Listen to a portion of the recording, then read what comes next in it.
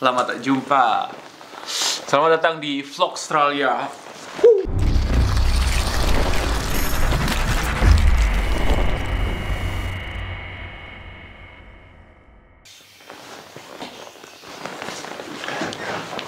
Ya, langsung aja.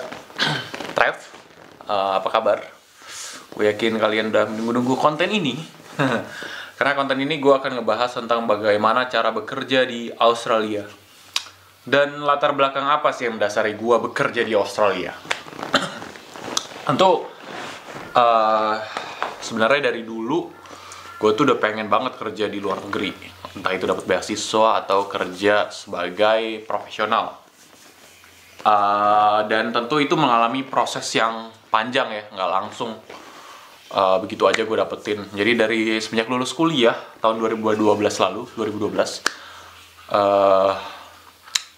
gue coba ngajuin beasiswa dan coba apply lowongan kerja di luar negeri, tapi nggak keterima. Dan akhirnya habis itu gue memutuskan untuk kerja di salah satu stasiun televisi lokal yang bergengsi loh di Indonesia. Dari situ gue banyak dapat pengalaman, dan emang dari dulu gue tuh suka banget traveling. Jadi gue banyak menghabiskan uang dan waktu gue untuk traveling, sama beli alat-alat penunjang kebutuhan dokumentasi. Jadi ya semua itu bukan hal yang murah ya gitu. Karena hobi gue tuh banyak gitu. Dan gue yakin kalau gue tinggal di Indonesia, gue tuh nggak bisa update secara cepat ya. Karena itu gue harus kerja di luar negeri. Nah oke. Cara kerja di luar negeri waktu itu gue juga nggak tahu gimana gitu. Yang jelas gue punya beragam list lah impian gue yang pengen gue wujudin di dunia ini gitu, dan gue punya tujuan gitu. Ya semua itu gue list, daftar keinginan gue, sampai akhirnya salah satu teman ada yang posting di sosial media Facebook tentang bagaimana bekerja di luar negeri. Nah dari situ gue pengen banget dong, karena beberapa circle gue tuh orang-orang yang kerja di luar negeri gitu, teman-teman yang bisa kerja dan kuliah di luar negeri. Kayak gue ngerasa terpacu dong dengan hal itu. Masa mereka bisa, gue nggak bisa sih. Dan akhirnya ya setelah berjuang keras melalui proses yang panjang dari semenjak lulus kuliah sampai akhirnya kerja sana sini, akhirnya gue punya modal dong untuk bisa keluar negeri. Dimulai dengan traveling. Jadi traveling itu ngebantu kita banget untuk kenal sama orang-orang dari berbagai latar belakang. Terus juga kita lebih menghargai waktu, efisiensi waktu, terus manajemen uang dan sebagainya. Dari traveling itu gue dapat banyak manfaat. Hingga akhirnya gue buat vlog yang bernama Travelogy. Jadi perjalanan gue selama traveling. Dan gue juga nggak expect gitu loh kalau mimpi kerja di Australia itu akhirnya tercapai gitu loh. Dan kebetulan waktu itu ada visa yang mudah banget didapat, namanya Work and Holiday Visa. Indonesia itu cuma punya kerjasama sama Australia, dan jatahnya itu ada 1.000 orang waktu itu. Waktu zaman gue ya 2017 gue daftar. Jadi ya langsung aja gue ngecek ke Direktorat Jenderal Imigrasi di websitenya. Kalian bisa ketik di Google Work and Holiday Visa Imigrasi. Nah di situ nanti ada situs imigrasi yang memberikan informasi tentang persyaratan bagaimana cara kerja di Australia. Nah karena video ini kita ngobrolin tentang gimana kerja di Australia, oke gue bantu deh dari untuk kalian.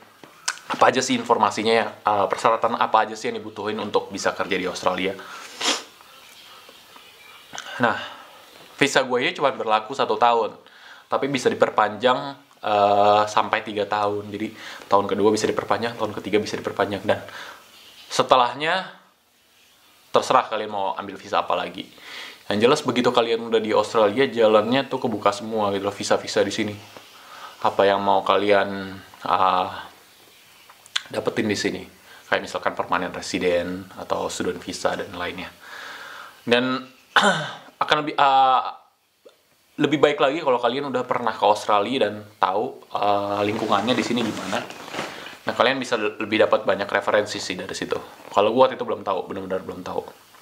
Nah, oke, jadi apa aja persyaratannya? Gue jelasin ya. Jadi menurut website imigrasi itu ada aplikasi online yang terisi lengkap. Jadi ada formulir yang harus diisi. Terus biaya aplikasi visa itu sekitar $480 ya. Terus fotokopi dari paspor kalian, halaman muka. Terus 1 lembar ukuran paspor yang terbaru. Terus ada, nah ini nih, SRPI, surat dukungan dari pemerintah Republik Indonesia bahwa kalian itu siap untuk pergi ke Australia. Dan itu juga dibuktikan dengan beberapa persyaratan, yaitu kalian punya uang 5.000 Australia dollar. Jadi kalian harus punya modal. Modalnya nggak harus uang sendiri sih, tapi kalau gue uang sendiri sih, karena gue orangnya berjuang banget.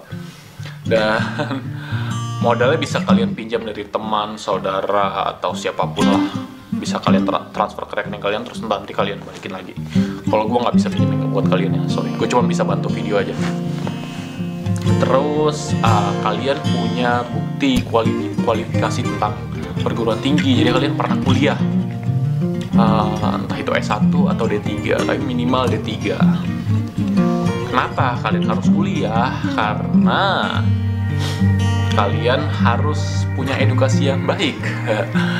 Jadi kalian bisa bertahan di luar negeri. Bukan berarti kalian yang nggak kuliah nggak punya wawasan yang baik, tapi akan lebih baik kalau kalian kuliah, karena secara administratif gampang untuk melamar banyak hal, masuk beasiswa. Dan kemudian kalian punya bukti bisa berbicara bahasa Inggris dengan baik dengan skor IELTS minimum fungsional atau 4,5. Itu gampang banget. Bahkan orang yang nggak bisa belajar bahasa Inggris, belajar sebulan 2 bulan itu pasti bisa gitu loh. Kalau kalian emang fokus belajar ya pasti bisa. Cuman bahasa jangan dipersulit.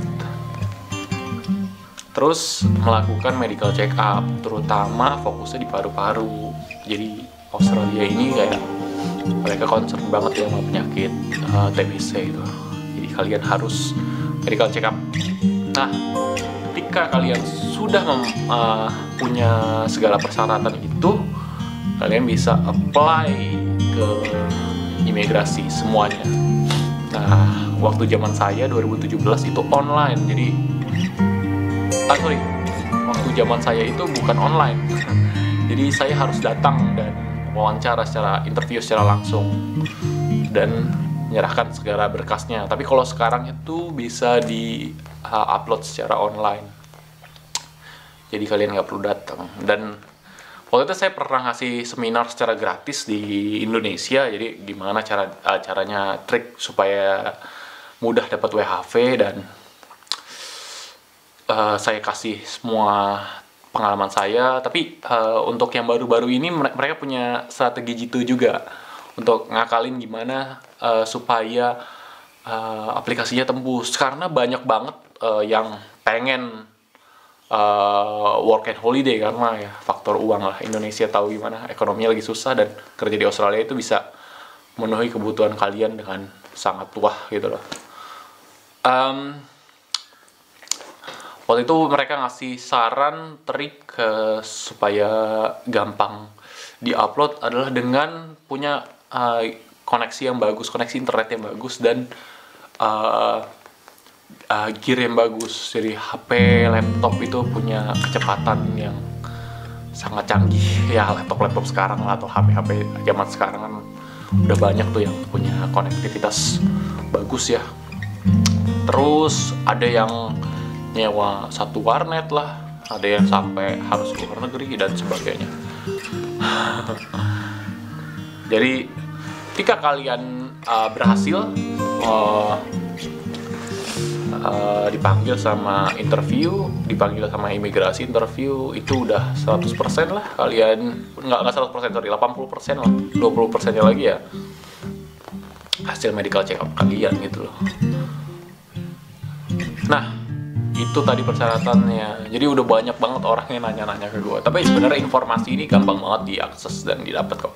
Kalau kalian emang kritis nyari di Google, itu udah banyak informasi, dan YouTube juga banyak. Oh ya, kuota work and holiday visa ditambah jadi 4.000 sekarang. Jadi banyak banget. Jadi kesempatan kalian untuk dapetin visa ini makin terbuka, dan sayangnya juga banyak juga sih. Sekarang semua Indonesia tahu kalau orang-orang banyak gunain visa ini. Jadi apa aja yang bisa didapat dari visa ini? Macam-macam ya, pengalaman bekerja di berbagai industri kalau kalian emang struggle. Terus uang yang tentunya standarnya lebih tinggi dari Indonesia.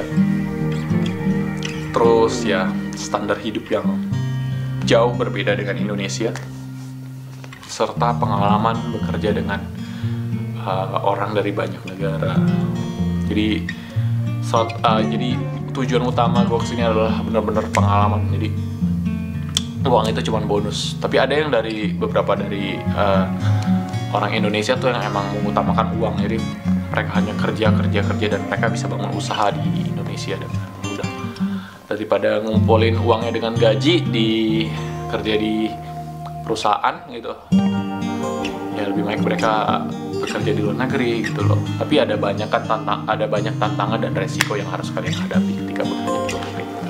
Oke, segini aja video dari gue, dan gue akan kasih tips dan trik lagi gimana cara survive di Australia. Dan ya ikutin terus Travelogy dan vlog Australia ya, Trav. Jadi gue panggil kalian Trav.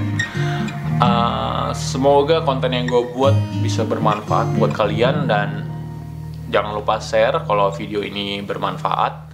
Dan sampai jumpa di video selanjutnya. Bye.